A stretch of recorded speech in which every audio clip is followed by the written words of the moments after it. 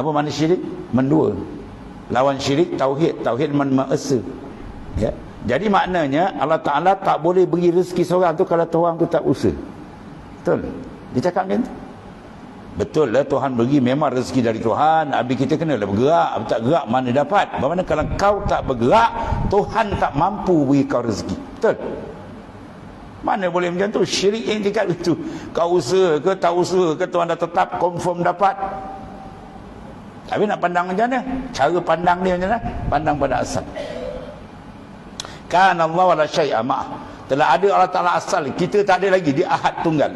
Dia mentaksiskan kita nama si Fulan duduk kampus Fulan daripada sejak dalam rahim ibu sampai dia mati. Proses dia tu semua Tuhan dah siapkan.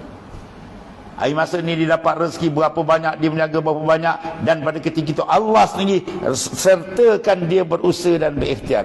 Usaha dan ikhtiar adalah makhluk Tuhan, maka Tuhan pakaikan kat dia serentak. Macam tu pandang. Makna semua tu adalah minallah.